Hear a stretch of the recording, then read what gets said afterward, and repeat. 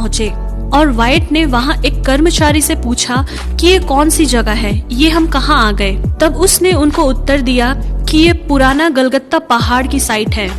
अचानक किसी दिशा पर रॉन वाइट ने अपना हाथ बढ़ाकर कहा कि ये वही स्थान है जहाँ पर यीशु मसीह को क्रूस पर चढ़ाया गया था, और वो अपने साथियों को साथ लेकर उस साइट पर आ गए। वहाँ के अधिकारियों के परमिशन के साथ उन्होंने उस साइट पर खोदने का काम स्टार्ट किया और अपने रडार में उन्हें ये पाया कि वहाँ पर लगभग 18 फुट का एक बड़ी चट्टान जमीन के नीचे पाया। वे जब खोदते गए तो उनको एक गुफा जैसा कुछ दिखाई दिया और वहाँ के कर्मचारी जो वहाँ खोदने का काम करते थे वे उस गुफा के अंदर गए और वे डर के मारे वहाँ से भागने लगे, क्योंकि उन्होंने वहाँ जो देखा वो नजारा बहुत गंभीर था।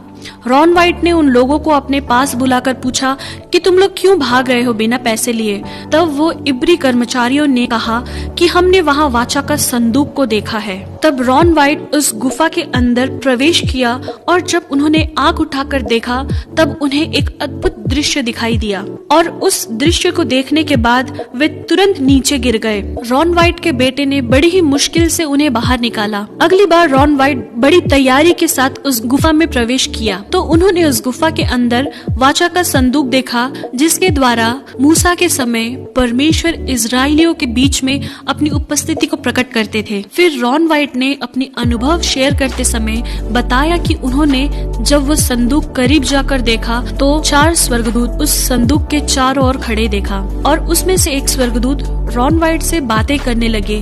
हम 4 मूसा के समय से लेकर अब तक वाचा के संदूक की रखवाली कर रहे हैं।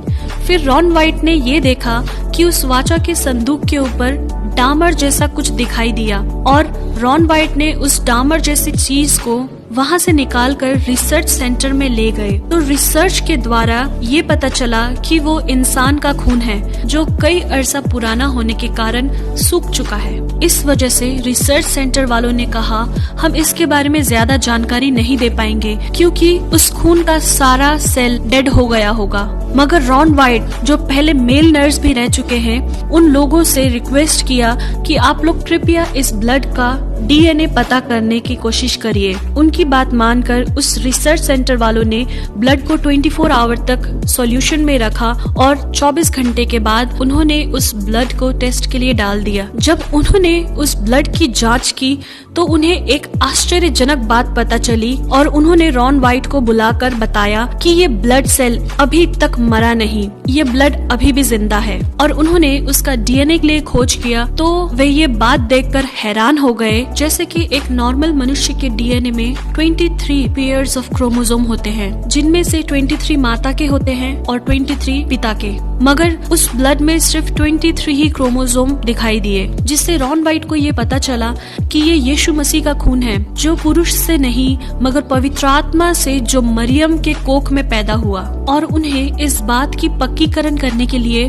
उस वाचा के संदूक के पास फिर से गए और वो जांचने लगे कि वो खून कैसे उस वाचा के संदूक के ऊपर आया। उसी खोजबीन के दौरान उन्हें ये देखने को मिला कि जहाँ वाचा का संदूक रखा गया था उसी स्थान के ऊपर गुफा में एक दरार दिखाई दिया। उस दरार में भी वैसा ही सूखा ब्लड उन्हें देखने को मिला और मालूम हुआ कि वो ब्लड ऊपर से ही बहता आया है। इसके द्वारा उन्हें ये पता चला कि इसके ऊपर वो स्थान है जहाँ पर यीशु मसीह को क्रूस पर चढ़ाया था। और यीशु मसीह की मृत्यु के समय बाइबल में लिखी हुई उन बातों को रॉन वाइट ने याद किया कि धरती डोल गई और चट्टानें तड़क गई। ऐसा वचन मत्ती 27 के 41 में लिखा है। ये वो दरार था जो यीशु के समय में हुआ था, जिसके द्वारा यीशु का लहू बहते हुए उस वाचा के संदूक के ऊपर गिर गया। और उनके हिस्टोरिकल स्टडीज के दौरान उन्हें मकाबिस के किताब से ये लिखा मिला कि यिर्मयाह नबी ने परमेश्वर का संदूक एक गुफा के अंदर छुपाया था। इस किताब को पढ़ने के बाद